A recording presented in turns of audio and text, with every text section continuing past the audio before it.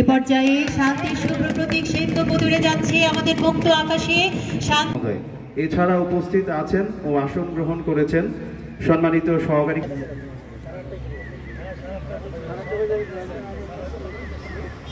ও সর্বস্তরের সুশীল ও সুধীজন।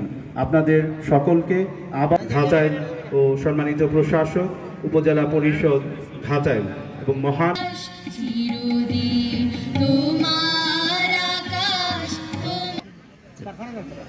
শুভ উদ্বোধন আমরা দেখতে পাচ্ছি মুক্ত।